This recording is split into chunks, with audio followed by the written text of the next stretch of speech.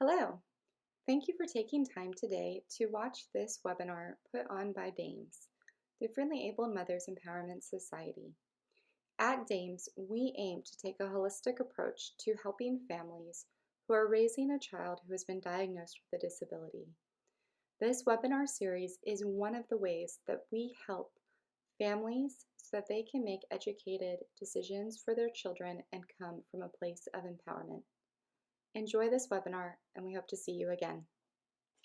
I'm Bolander, and I have been doing Sibshops for about 5 years now, which is a sibling support program for siblings of kids who have disabilities. I have my degree in special education, and I've been working with individuals who have autism and other related disabilities going on for about 17 years now.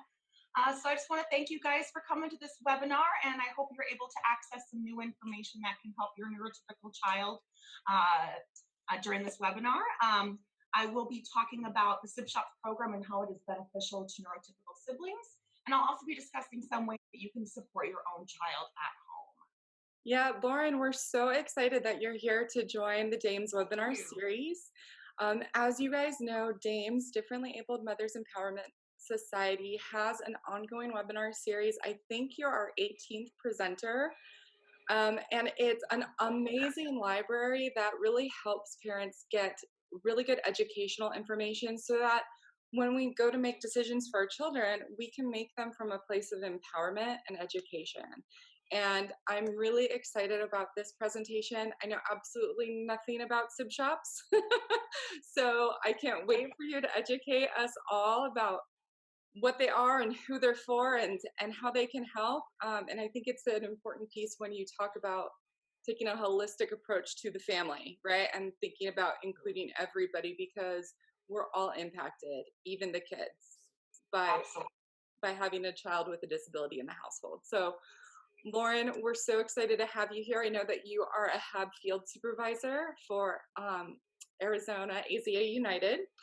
And that they've been doing Sibshops since 2015, which is amazing. Like super cool because I know there's a lot of companies now who are kind of jumping on the Sibshop bandwagon, but you guys have been there. Like you built that wagon, so I'm excited to hear about how you guys put that together and what it all entails. So I'll let you take it away. Awesome. Well, thank you so much. And thank you guys for having me and inviting me to do this. I love Sibshops, and it's been a passion of mine for the past couple of years. And it's been really fun to see how it's developed into what it is now.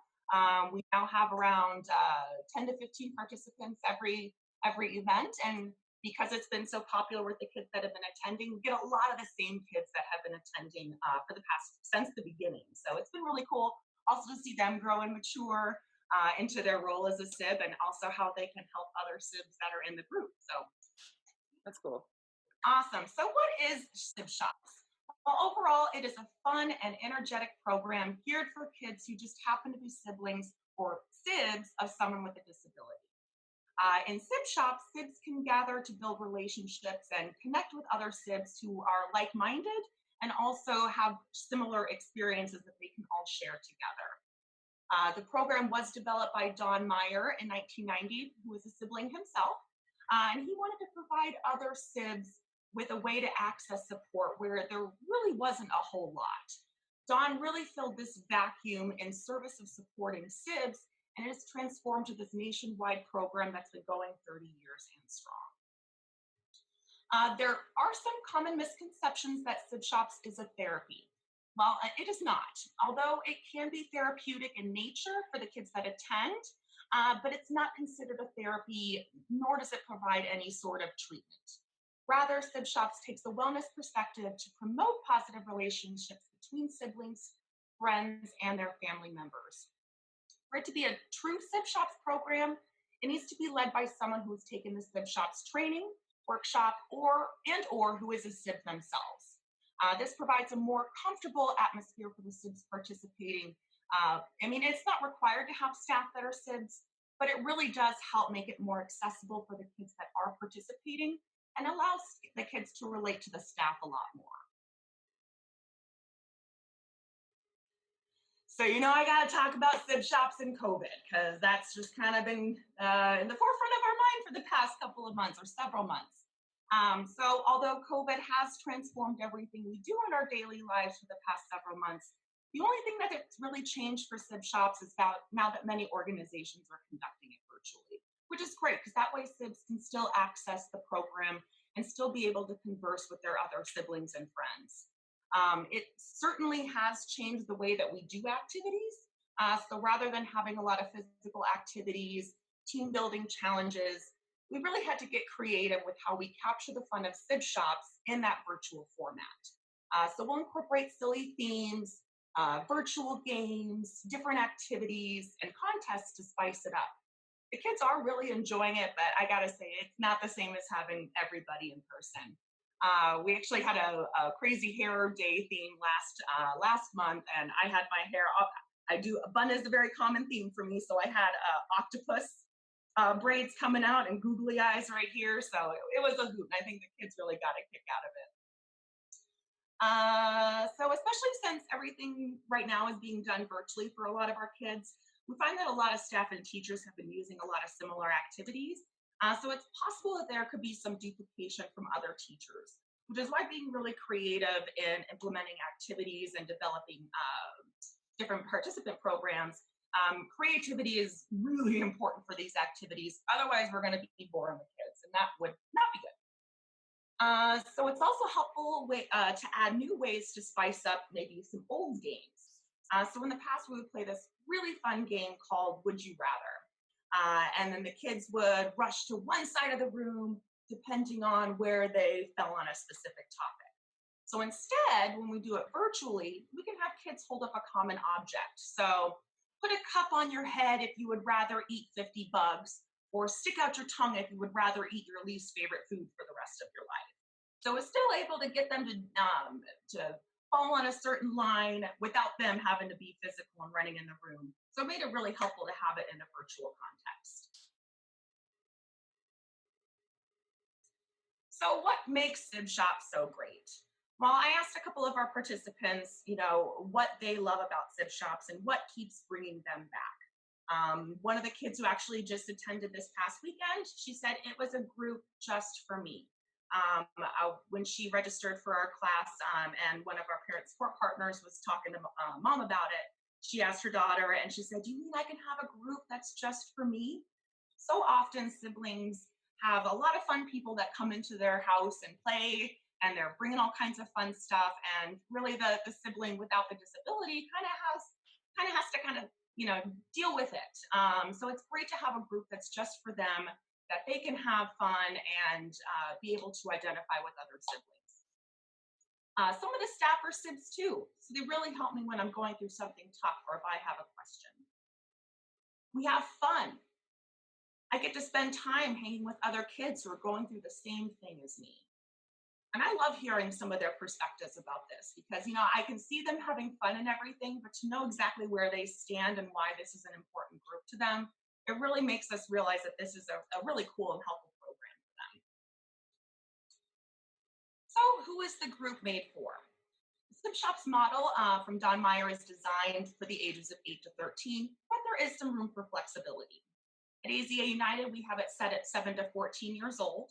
And we find that kids who are a bit younger than that may have a harder time participating with the discussion activities. So instead, a SIB social group might be a great way as a stepping stone for those younger kids who are still eager to have their own group. And depending on your older SIB, unless the group is split up into smaller age groups, they may not want to hang around kids that are younger than them. So if you are exploring different types of Sibshop programs, I encourage you to find one that is specific for your child's age group and the values that you want to have them being out of this Sibshops program. So what makes a quality Sibshops? First and foremost, it has to be fun. If the kids aren't having a good time, they won't want to come back and you won't have a Sibshops. They can't feel like they're going to work or they're going to school. Otherwise, this will just feel like another thing they just have to do. Additionally, I don't force the kids to participate in any activities if they're not comfortable or if they don't want to. At the beginning of every group, I tell all the kids that this is your group. If you aren't comfortable participating or if you don't want to share something with the other kids, That is totally okay. I find that as teachers and educators, it's so common to try to gain control and compliance of all the kids participating. But if I have a couple of kids that are sitting under the table, hanging out, talking, while everybody else is playing a game or discussing an activity, that's great because they're building a relationship and building a friendship. And that is what Sibshops is all about. We have a variety of activities that we incorporate in each event. These include high energy games, team building activities, making fun and delicious snacks, and the target discussion activities.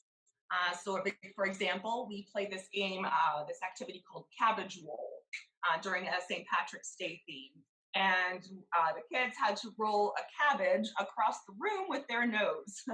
And I remember I had one parent tell me that this game would live down in history at their homes. It's probably one of the funniest stories their daughter ever told. That always makes me laugh when I hear how much the kids really love some of those activities. And we also played a really neat game called Whatever Floats Your Boat. And in this, the kids got together in small groups to build a boat with a set amount of small materials.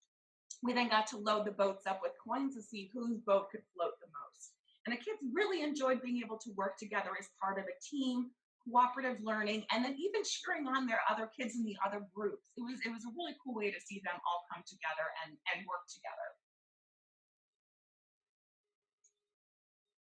So we also do some targeted discussion activities, as you know, that is a really integral part of the Sibshops, as it's a way for them to talk about some of the things that are frustrating, maybe some of the things that are scary, embarrassing, unknown, anything that is on their mind that a Sib might go through or have thoughts on a daily basis. We want to be able to discuss those in a very safe and open format. When we're just having discussion activities with the participants, we want to make sure that all the kids are respectful of everybody's ideas and statements. And so we want to make sure that it's a real comfortable and open place for them to do that. But with that being said, we don't really make Sibshops very discussion heavy. We'll do one targeted discussion activity relating to the thoughts and feelings they may have as a Sib. And depending on the activity, it could last between 30 and 45 minutes. We designed this specifically because although discussions are very important, like I mentioned, the magic really happens when they're laughing, being silly, and bonding with their fellow Sibs. Plus, if we find that if it's too much talking, kids are also not having as much fun. I've had some kids tell me that, you know, I just don't want to be talking all the time. And sometimes I just want to play. You know what? I want to make sure that I honor that because this is, again, their group. We also encourage the kids to help their fellow Sibs if they're experiencing something similar and what they've done to work through it. Staff will also provide suggestions and context as to what's going on to help them further. So if a Sib tells the group that maybe they hate it when their brother or sister goes through their room and messes up their stuff, I would then ask if there's any other kids in the group that are experiencing the same thing. And more often than not, you get a bunch of other kids raising their hand saying that they too have felt that. I then ask them, what do they do in those situations? How does that make you feel? What helps you get through that? And we find that Sibs often are the best at giving other Sibs advice because they have an understanding of you are going through the same exact thing that I'm going through. And staff will also support them with different strategies. Maybe it's putting their stuff in a special hiding spot that their brother or sister can't have access to, those kinds of things. So I'm going to kind of go through a couple of discussion activities that we've done with the kids in the past that have been very popular. One of those is called a thought burrito. And so this is a really fun activity that allowed kids to articulate some of the thoughts that they have in their head and being able to get some of those thoughts out. So we often find ourselves wrapped up in our thoughts. Sometimes they're so wrapped up inside us that it's really hard to think that we can actually step back and walk away from those thoughts. Instead, we need to try to distance ourselves from those thoughts and realize that they're really not a part of us, but just noise that passes through our heads. Some noise is good, but some noise is bad. The participants then got to write and draw out their thoughts on sheets of colored paper that seemed wrapped up inside their heads. Thoughts might look like salsa, meat, or cheese. The kids then glued it to a paper plate and folded it like a burrito. The goal is to realize that even the biggest burrito is still just a collection of thoughts. Essentially, you are not your thoughts. After we were done sharing, I told the kids that they were welcome to take their burritos home. I had one participant ask, "Can I smash and rip it up?" Of course, I said, "Absolutely." And before I do it, all the kids were taking up their burritos, ripping and stomping them, and completely destroying it. Definitely wasn't what I expected out of the activity, but I think it was what they really needed in that moment. Sometimes you just need to let it out. Another activity that we did was called Egg Bullseye. And so we had all the kids and participants write all of their frustrations, all of their stresses on a big, giant poster board bullseye. We then hung the poster board outside and gave each kid an egg.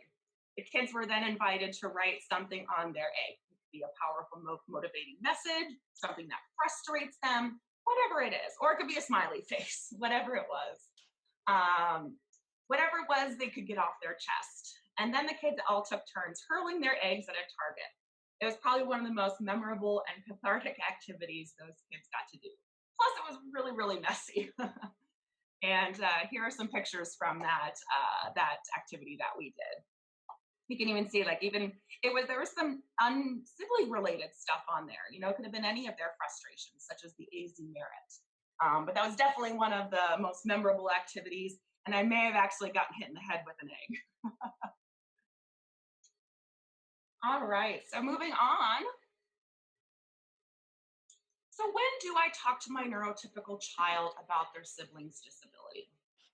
I wish I could tell you the perfect time to explain to your child about autism or other disabilities, but unfortunately, there really isn't one.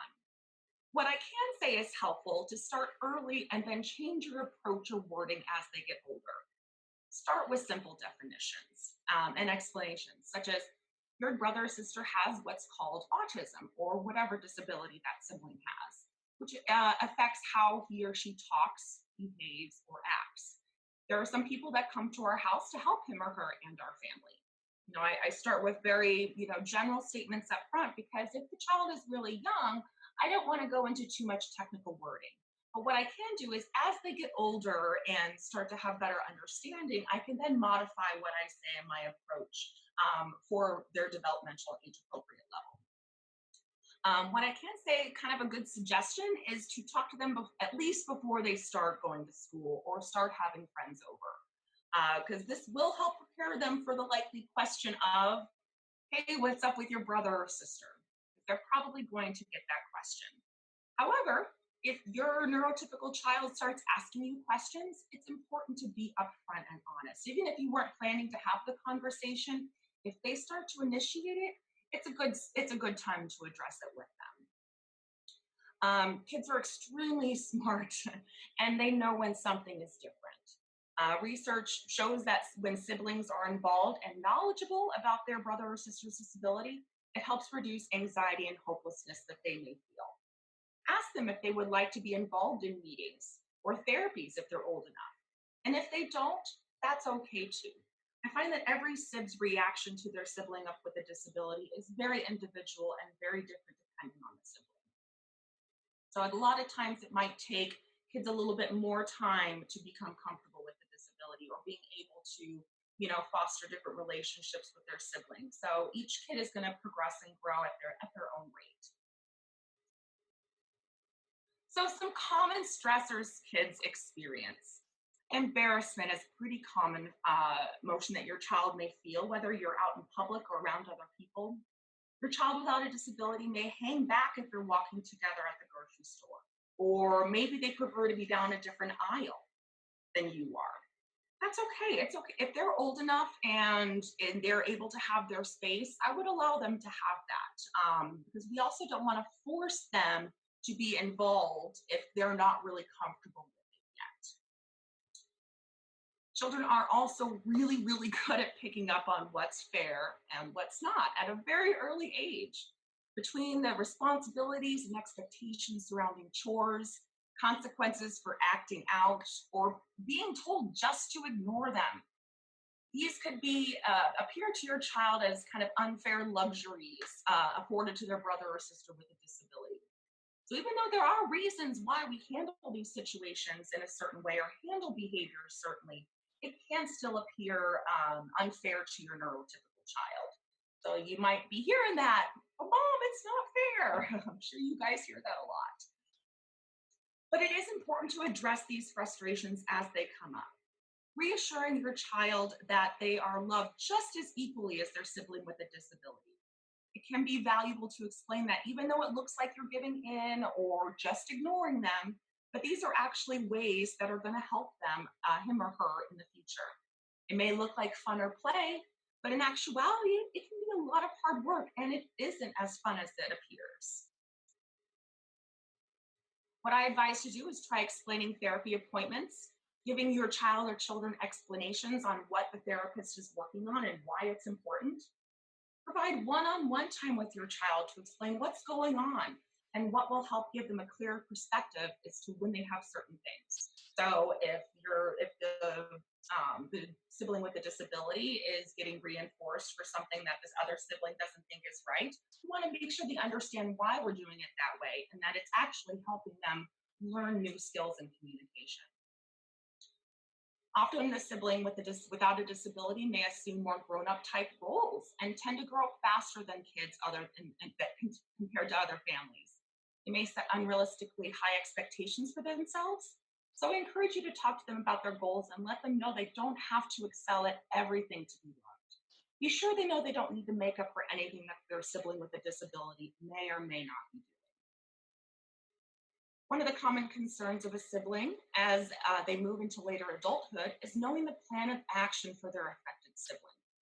Unfortunately, data would suggest this isn't adequately discussed in most families, even though siblings as young as 12 years old worry about significantly about the future. Make a plan for the future and articulate a plan B in case plan A doesn't work.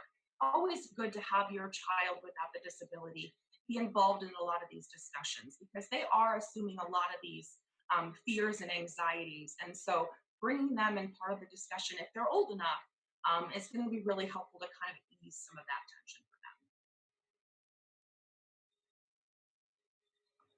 Fairness isn't about getting the same thing, it's about getting what you need.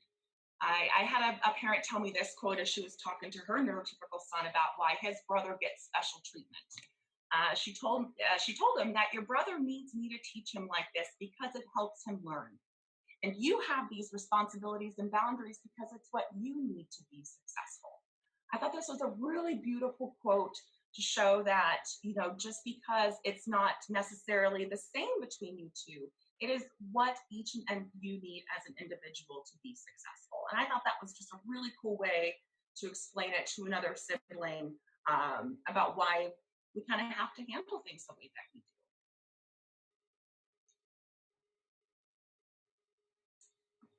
So when one child is the aggressor, aggressive behaviors can kind of come with the territory of having a child with a disability.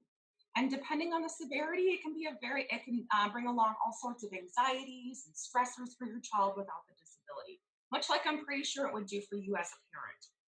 Siblings need to feel that they and their belongings are safe from their brother or sister. Siblings must be taught how to respond in these situations.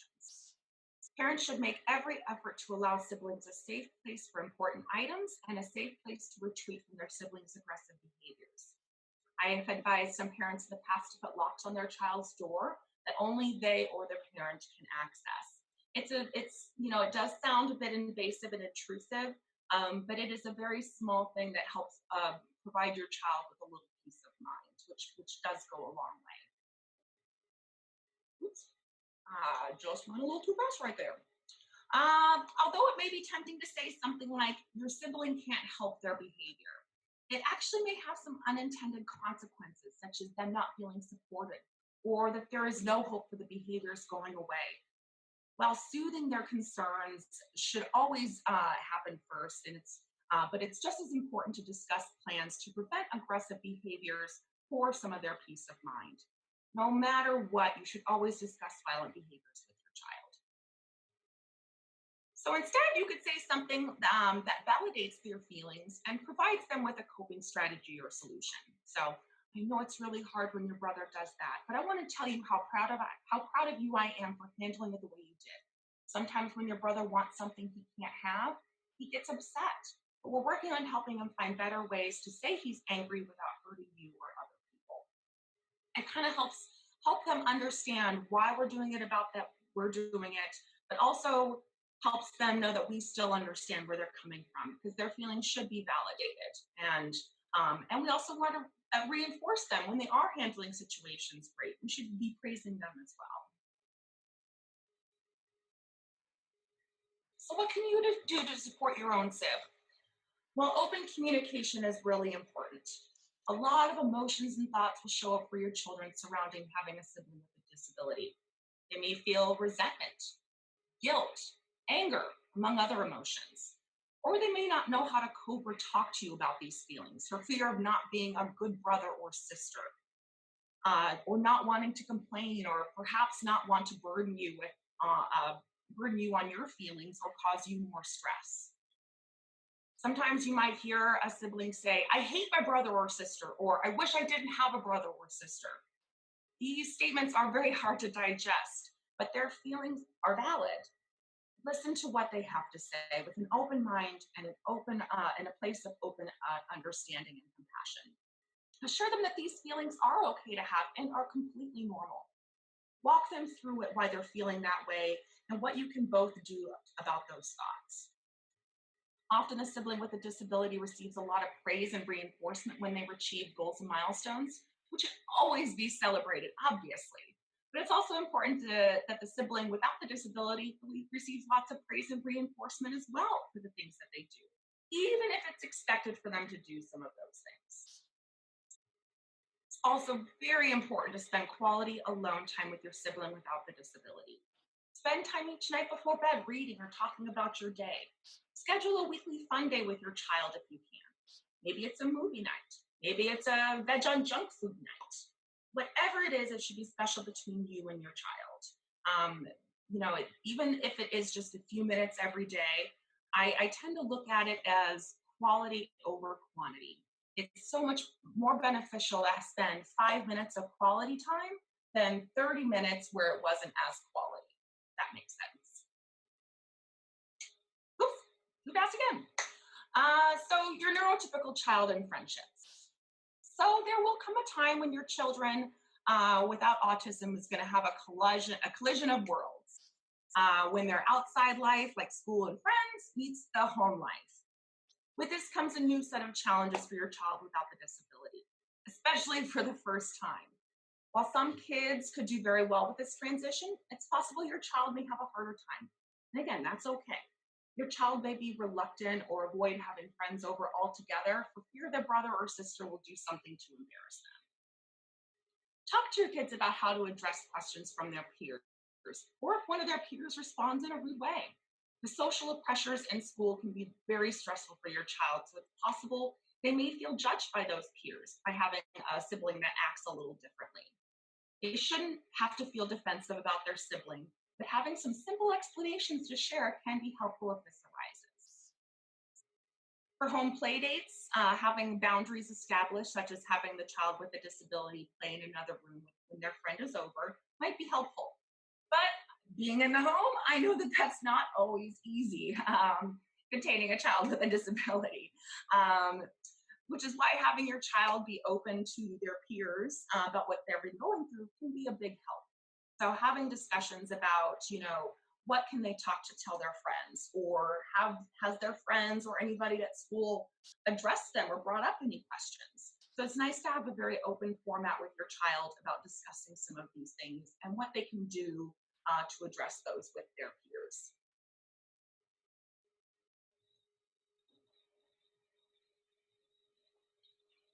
So building the relationship between your children. It's really important to encourage the kids to play together. I encourage them to play things where they have a similar interest. But I know when it comes to, especially with kids on the spectrum, they may not have similar interests. So if they don't, When I am encouraging siblings to foster and increase their relationship, I start with having them give their sib with autism or a disability something small, and vice versa. I find that when there's an exchange of items, it can be very reinforcing. And it's a small thing that doesn't involve a whole lot. So you can have the sibling with a disability, hey, why don't you go give your sister this snack real quick? Or, hey, sibling, why don't you go give your brother his favorite toy right now? It's a very small interaction that could really help strengthen their relationship. And it also doesn't take a lot of time to do so. And it's also very low risk compared to if you're doing a really in-depth and involved play scenario where there could be some behavior breakdowns. When it comes to something like that, making it small and attainable is going to make it more successful.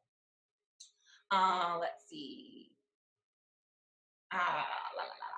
Just as important as it is time to have them have time together, time apart is just as important.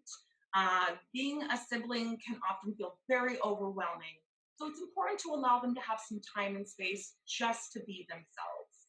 Sometimes siblings just need a break to recharge their batteries, and that is okay.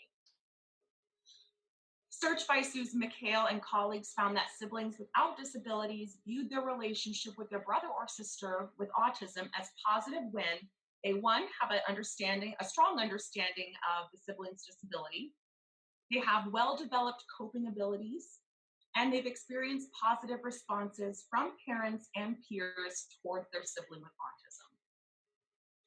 I also suggest if your child with a disability is receiving any home-based services at all, such as home habilitation, early intervention, or ABA therapy, it might be helpful to discuss with your support coordinator or your team about incorporating some goals that will work on increasing the positive relationship between all siblings in the home.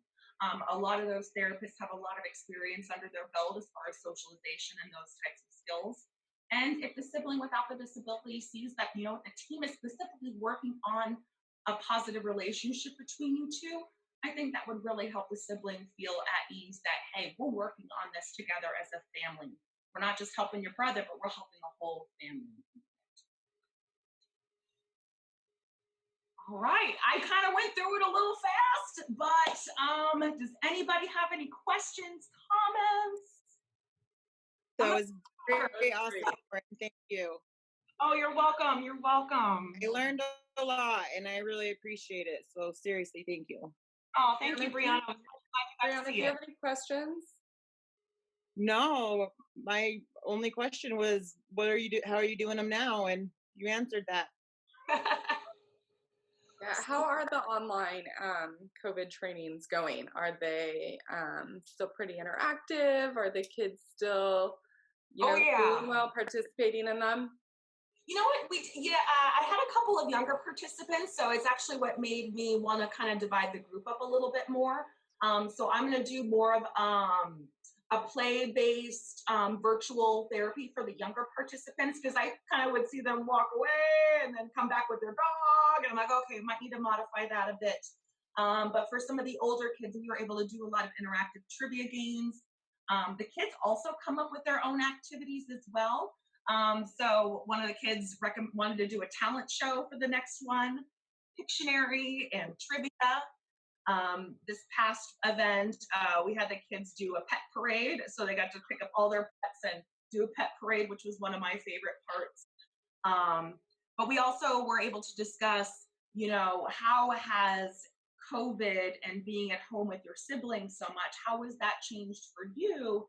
And are you able to have any time for just yourself to be able to do activities that you want to do with your friends? Has there been any separation in ways that you've been able to cope through that? Yeah, I think that's one of the things parents are really struggling with right now is everybody is home, and typically, maybe their child with a disability would go away to therapy, and Exactly. so the typical child would have a quiet time in the house. Like my kids are not home right now, and my house is quiet for the first time in like a month.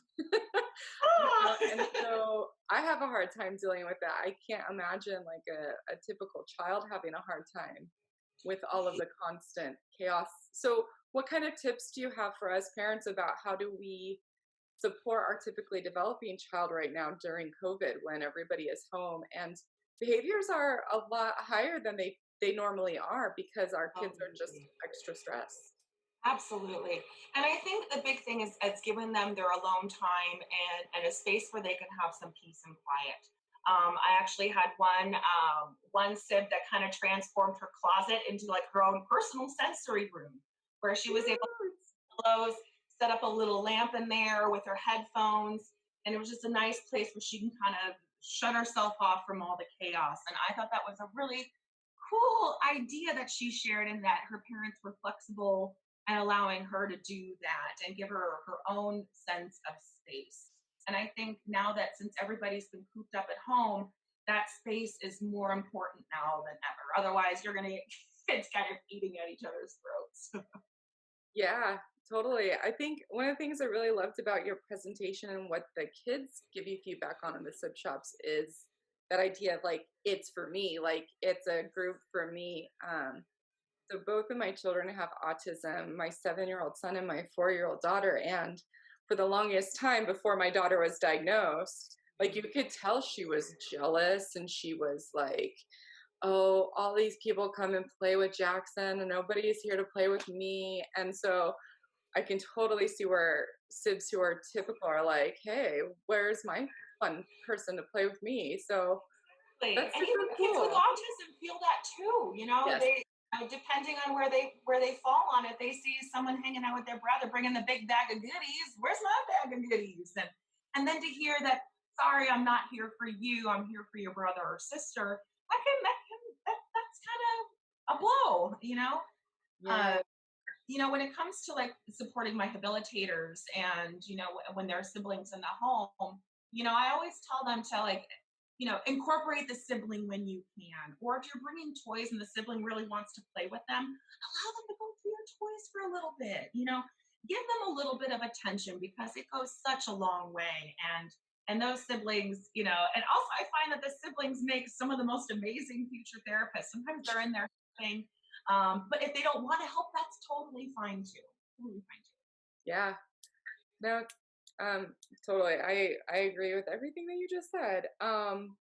So I have I think too, I like that you talked a lot, hold on, Brianna, about the interactions between the family and making sure you have open lines of communication. Because I think that sometimes as parents we get so overwhelmed with we're doing this, we're doing that, we're doing this, that we don't sit down and actually talk Absolutely.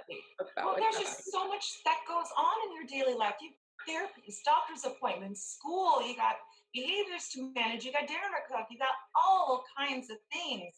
And it's so easy to let that fall to the wayside. But I think even just knowing that this is something that needs to be talked about, it's not like you have to talk about it every single day.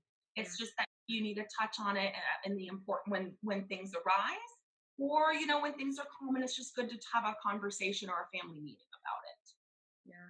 Brianna, go ahead. Do you have a question, sweetie? Yeah, sorry, I didn't interrupt. Um, I don't know if you had mentioned it because I was in and out because I have some severely needy kids home. Um, but so what about families that don't have typical SIDS? Ooh, Can they bring like cousins or people they interact with regularly? absolutely. We actually had some cousins come to one of our sib shop group because they would often hang out in the home where the kids with the disability would hang out, and so they had questions too. So we always encourage, if there is somebody in your life that would benefit from sib shops because they are involved with your family, please bring them in. I think it's a great way for them, because they're part of the family unit, and they're just as important as well. Thank you, Brianna, for that question. That was a very good Thank question. I'm glad you brought that up. you guys. Thank you both. Yeah, it's such a good question. We have a cousin who's right in between my kids' age, and like I could see it, like it's like his wheels are turning, and I know that question is coming soon about why are they different? How do you have that conversation? And I thought the tips that you gave us about how to ease into that were really good. Yes, because you don't have to give them full definitions or everything. You just kind of need it's a very matter of fact. This is kind of what's going on, and then you just kind of tweak it as they get older. Yeah. Dawn, do you have any questions? Hi. No, this was really good. Thank you so much for sharing. I think the one thing I'm more curious about is working with the providers who are going into the home to think Mhm. more inclusively of the siblings, like you were Mhm. talking about, and how do we help them, like you said, be more inclusive? Because I think when you're working with the child with a disability, part of helping them adapt to their world is adapting with all the people in their world, which includes siblings. So I'd like, I don't know, I think there could be a lot of work to be done with the provider side of things as well. Absolutely. Because they're working with your child, and we're able to work on things in a one on one context where it's difficult as the family unit teaching, appropriate sibling interactions. But if I can go in there and teach a habilitator how to foster, one on one relationships and Yeah. then incorporate the sibling there, there's going to be a much better chance of success for a positive relationship because we're giving them the tools up front in the one on one setting, and then we can incorporate the sibling because it's not just about teaching the kid with a disability. It's about the entire family unit. That's very important that we try to incorporate all of those pieces to Well, it's such a good point. It's such a good point, Dawn. Thank you. Because you guys are there for a couple hours and then you leave, right? it. And then the family is the Yeah, one who has to implement those things. And my God, it would be so much easier if your kids were on board helping you or being good examples or, talking the child with a disability through something. I mean, exactly. so Dawn, that's such a good point. So, Lauren, are there programs that have been created for therapists or ABA providers or anything to teach them about siblings and bringing siblings into therapy? Because if not, maybe we should make something. Absolutely. Well, I think they're tied into a lot of programs that they're already implementing. So if there's taking turns and sharing, Right. um, playing, board games and handling winning and losing, flexibility. There are a lot of programs that the clinicians will implement, but I find that they're often doing it one on one, and they don't incorporate the sibling until they're ready for generalization. So until the skill's been mastered one on one, that's when they should be bringing in the siblings. And I think it's also important to discuss that with your specific clinicians and your teams because there's going to be some teams that just kind of go in there and they just kind of do their thing one on one and then they go. But to have, a strict or a strong, maybe it's a parent training component, maybe it is a whole family training component would be very valuable. So I think as a family, you will need to discuss that with your team that this is a value of yours and you want to see this reflected in your child's programming and they should be able to do something for that. All right. Well, I think this is awesome and I think it's such an important topic and especially as we want to raise children who are not ashamed of their diagnosis, I think it's important to be raising siblings who are not ashamed of their siblings' diagnosis or who they are. Absolutely. And so Absolutely. I think that what you guys are doing is amazing. And it's a truly holistic approach to helping the whole family, which is Yes, what we should be aiming for, right? exactly. I think That's so the often point. it's like the target is like, well, we got to hit the kid and we got to hit the kid and we got to Yes, hit the kid. And it's like, but you're missing the point, right? exactly. It's not just the client, Yeah. it's everybody. It's everybody. And it's also the community too. I mean, it's so much bigger than just the one-on-one service. And so it's been so exciting to see this grow and get a lot more recognition and attention because I've seen how valuable this is and I've seen what the kids get out of it. And it's it's it's magical to see. It really is. Yeah. No, that's awesome. Brianna, your hand is still up, so I just want to check one more time to make sure you No, don't sorry, I didn't put it down. I was have so sorry. Okay, awesome. I just wanted to make sure. Dawn, thank you for being here today and for asking that really important question. I thought that was key. Thank you. Thanks for hosting this. This was really informative, and I think it's a necessary addition to the work we do with our kids. So appreciate all the effort. Thank you. Thank you both very much. I really appreciate it, truly. Definitely. Thank you. Well, thank you, ladies, and thank you for coming. And Lauren, thank you for all the work that you're doing. And really excited to put this webinar out there and to teach people about Sibshops. Like I said, coming in, I had no idea. I was like, oh, they must just sit in a circle and have therapy. But I was way wrong.